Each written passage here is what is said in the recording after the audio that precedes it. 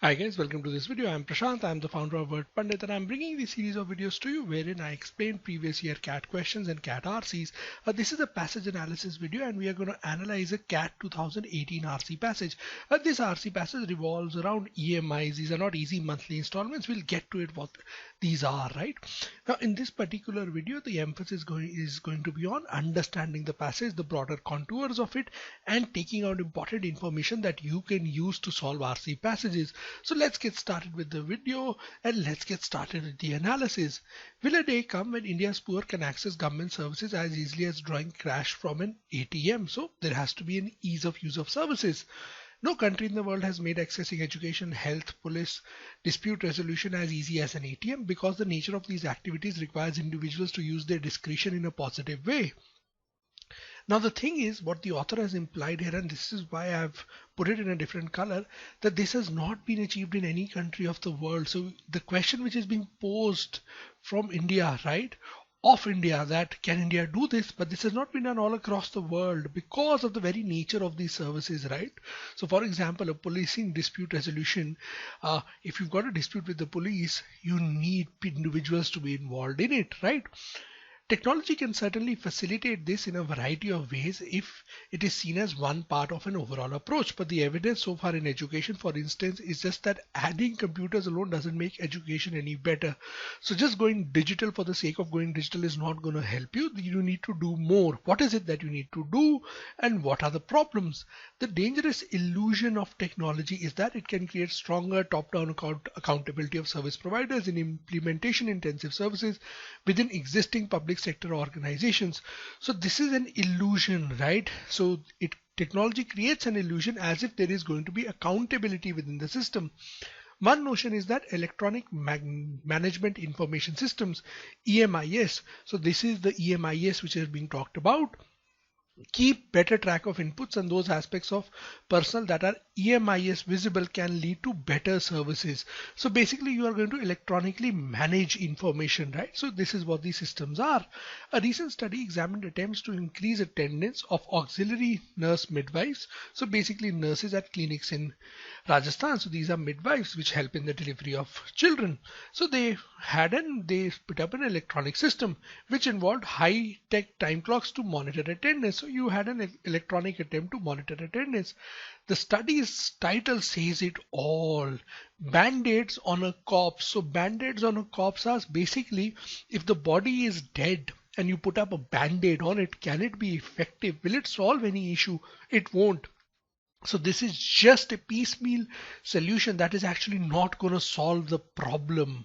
E-governance can be just as bad as any other governance when the real issue is people and their motivation. So if people are corrupt in your system, if people do not want to work, putting in systems of e-governance is not going to help. For services to improve, people providing the services have to want to do a better job with the skills that they have. A study of medical care in Delhi found that even though providers in the public sector had much better skills in the private sector, providers, their provision of care in actual practice was much worse. Why would the provision in public sector hospitals be much worse in the public sector? Because they don't want to do a better job. See, this is the correlation with the above line. This is how you make inferences. This particular example highlights the statement, the first statement of the paragraph, right? Now the next paragraph, in implementation intensive services, the key to success is face-to-face interactions between a teacher, nurse, policeman, an extension agent and a citizen. So basically the stakeholders, they need to be involved, right, face-to-face. This relationship is about power. Amartya Sen's report on education in West Bengal had a supremely telling anecdote, a short story, right, in which the villagers forced the teacher to attend school, but then when the parents went off to work, the teacher did not teach but forced the children to massage his feet, right? So this just tells you that there is a power relationship, right? Ultimately, the teacher has power over the students and he can do anything he wants to. You can force a teacher, right? The system forced the teacher to go and teach, but the teacher still found a way out. As long as the system empowers providers over citizens, technology is irrelevant. Since there is no accountability here, right? The teacher is not accountable. No one is really coming and checking him, or no one is really enforcing him to teach. Even if you put in technology, in this case, it's going to be irrelevant.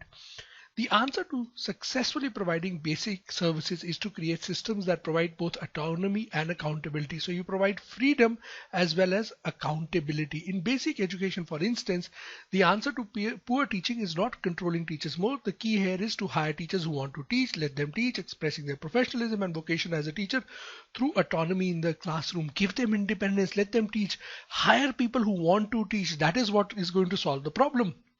This autonomy has to be matched with accountability for results, not just narrowly measured through test scores, but broadly for the quality of education they provide. So this is a difficult thing, right? So you basically depend upon the quality of education, and it's on the basis of this education, it's on the basis of this quality of education that you decide, right, that how well a teacher is performing. A recent study in Uttar Pradesh showed that if somehow all civil service teachers could be replaced with contract teachers, the state could save $1 billion a year in revenue and double student learning. So hiring people on contract, what does it do? He explains it in the next line. Just the additional autonomy. So teachers are given additional autonomy and accountability of contracts through local groups, even without complementary system changes in information and empowerment, lead to that much improvement, right? So introducing autonomy and accountability can lead to saving for the systems, right?